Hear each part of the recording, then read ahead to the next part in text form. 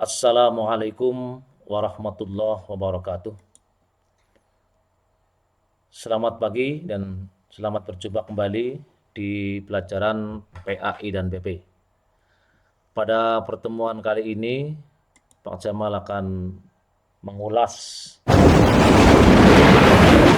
yang satu hari sudah Pak Jamal share ke Anda sekalian, yaitu materi tentang iman kepada hari akhir atau hari kiamat.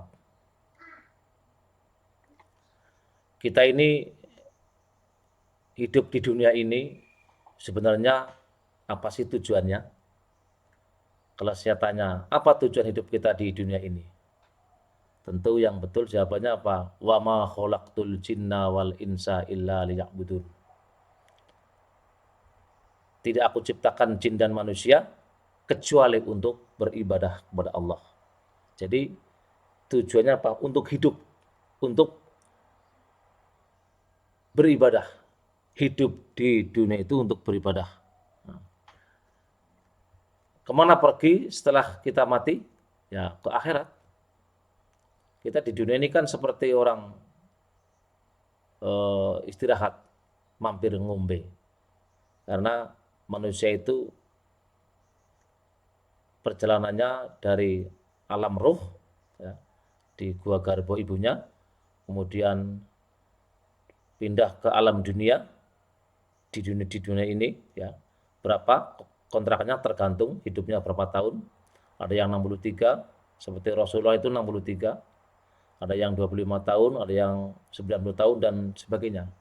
Kemudian pindah ke alam barzah atau ke alam kubur. Alam kubur itu alam let-let baina dunya wal akhirah. Alam antara dunia dan akhirat. Seberapa lama di alam barzah tergantung kiamatnya kapan.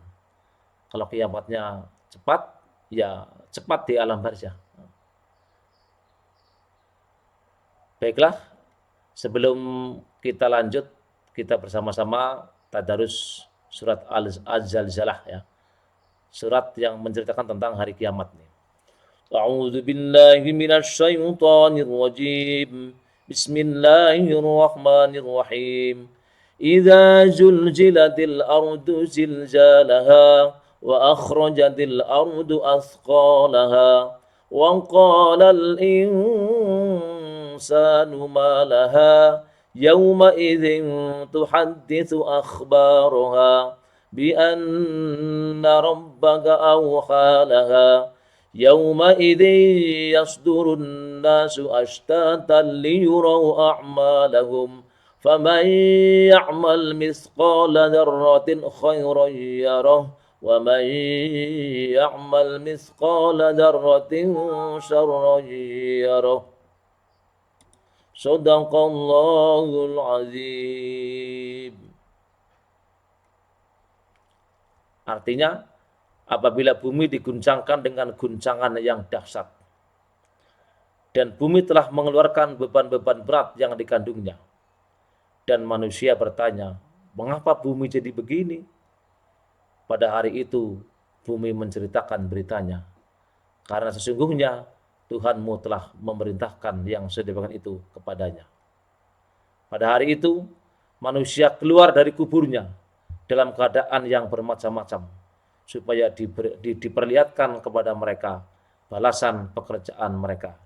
Ini yang di hari Yaumil Ba'ats ini, bangkit dari kubur, kemudian bentuknya itu macam-macam, tergantung amal perbuatan waktu di dunia. Barang siapa yang mengerjakan kebaikan seberat darah pun, niscaya dia akan melihat balasannya. Dan barang siapa yang mengerjakan kejahatan seberat darah pun, niscaya dia akan melihat balasannya pula. Pengertian kiamat, ya, iman kepada hari kiamat adalah mempercayai bahwa seluruh alam semesta ini dan segala isinya pada suatu saat nanti akan mengalami kehancuran dan mengakui bahwa setelah kehidupan di dunia ini ada kehidupan yang kekal abadi, ya. Dan kepercayaan pada hari kiamat itu termasuk masalah sam'iyah, Artinya apa? Masalah-masalah yang hanya kita ketahui dan kita percayai berdasarkan pemberitaan Al-Quran dan Al-Hadis semata.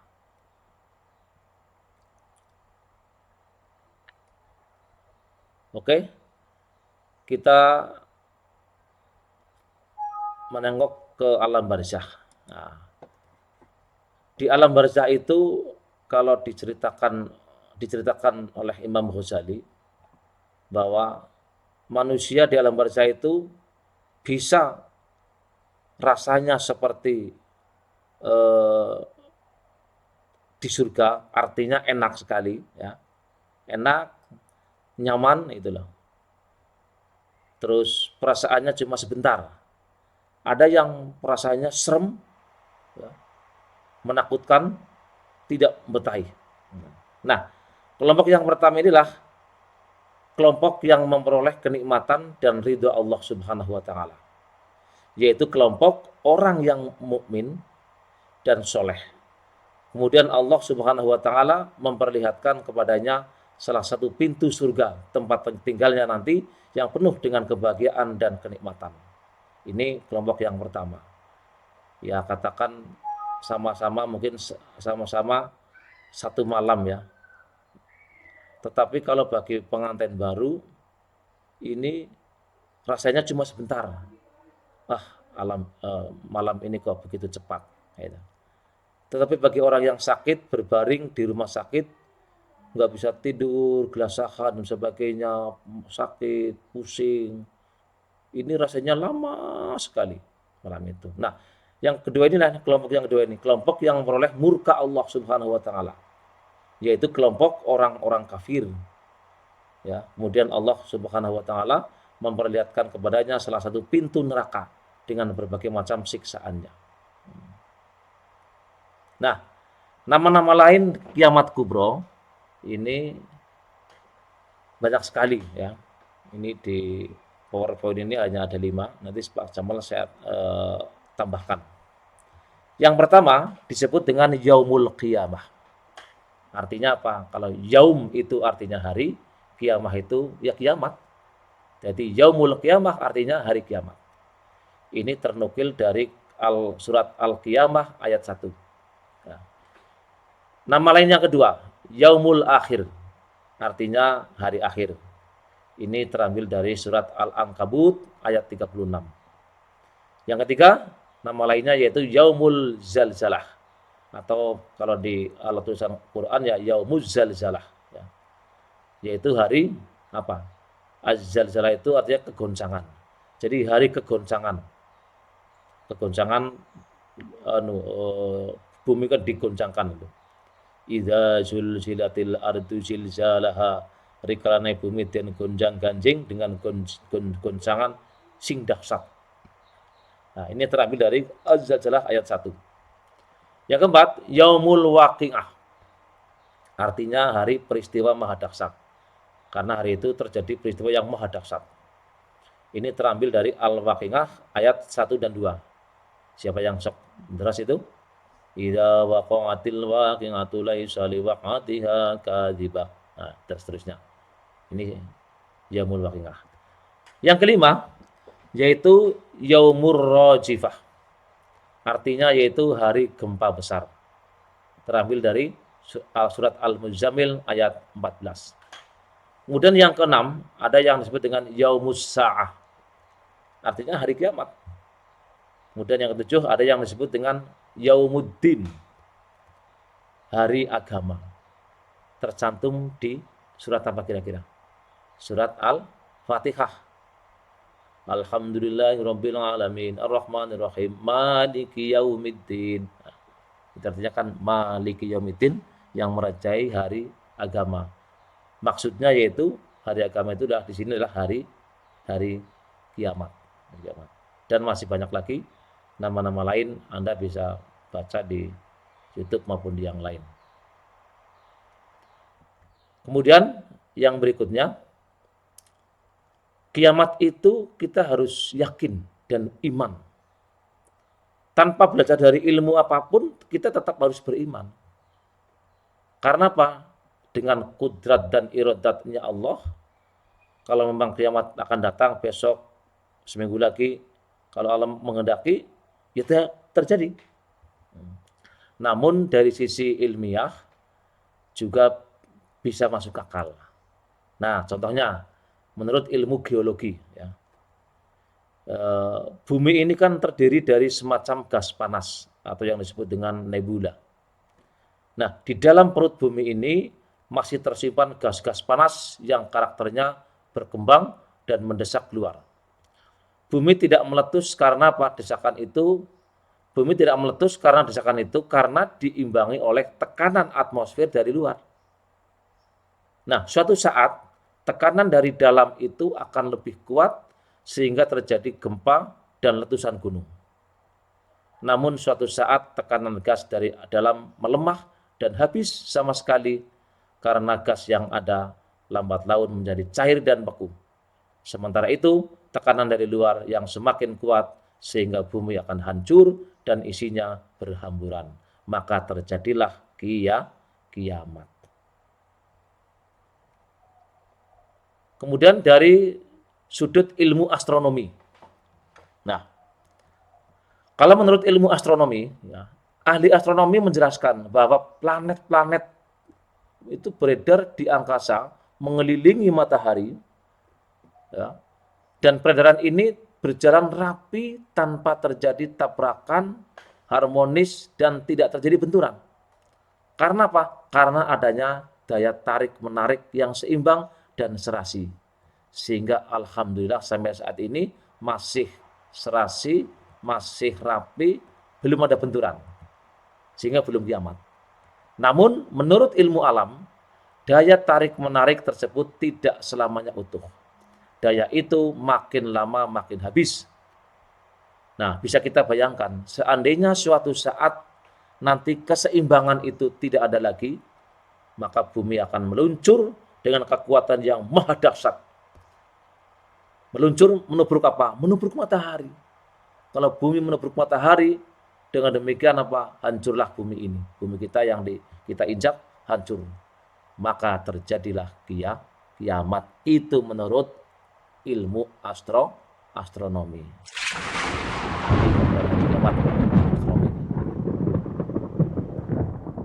Nah, anak-anak sekalian, setelah terjadi kiamat, ini perlu kita ketahui, ada fase-fase kehidupan, ya.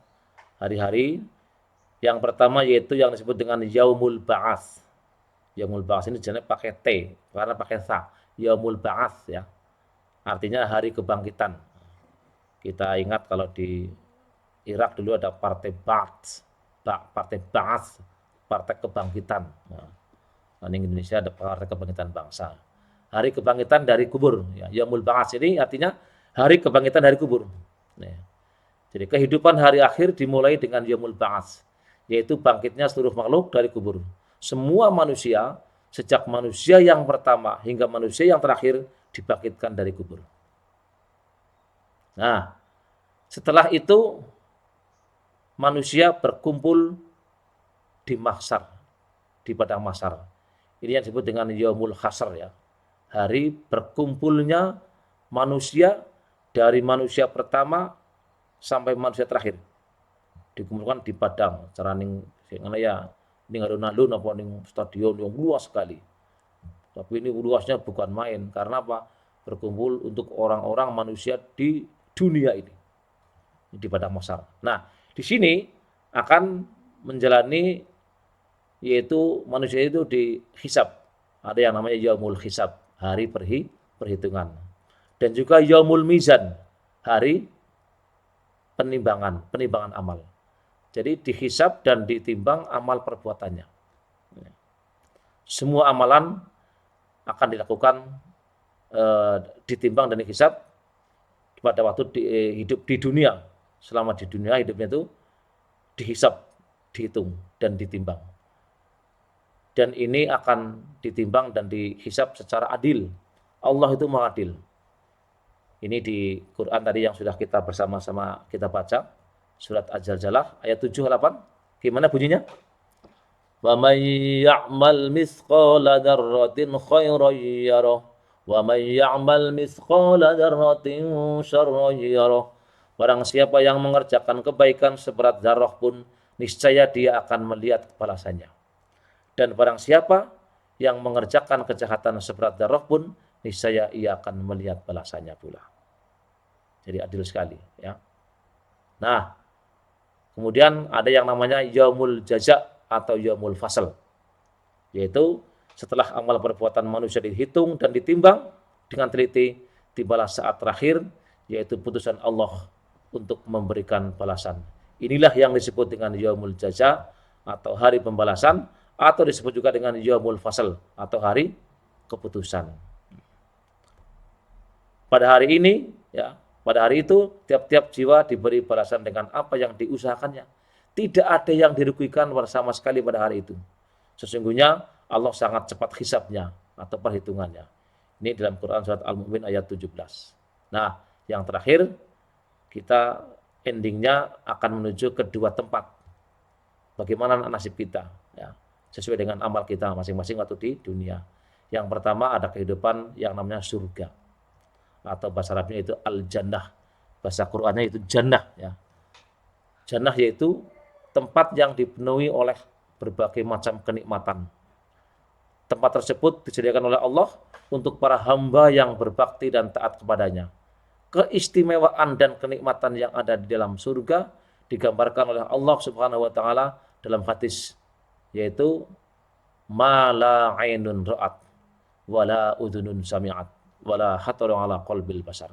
Ini hadis qudsi, bahwa gambaran kenikmatan di surga itu yaitu apa? Ma la ainun ra'at, sesuatu yang belum pernah terlihat oleh mata, wala udhunun sami'at, dan belum pernah diterdengar oleh telinga, wala khatara ala qalbil basar, dan tidak pernah terlintas di dalam hati manusia pada waktu di dunia. Ini kenikmatan di surga. Dan sebaliknya yaitu tempat namanya neraka atau an-nar, ya. Nanti kapan-kapan kita bahas macam-macam surga dan macam-macam neraka dan siapa penghuninya. Nah, neraka adalah tempat siksaan dan menjadi balasan bagi orang-orang yang berbuat dosa dan kesalahan. Neraka tempat yang disediakan oleh Allah untuk menyiksa iblis, setan, jin, dan manusia yang membangkang terhadap ketentuannya sebagai pembalasan yang setimpal. Semoga kita semua menjadi ahlul jannah atau ahli surga. Allahumma amin ya rabbal alamin. Cukup sekian, kurang lebihnya mohon maaf, dan tugasnya ini saja.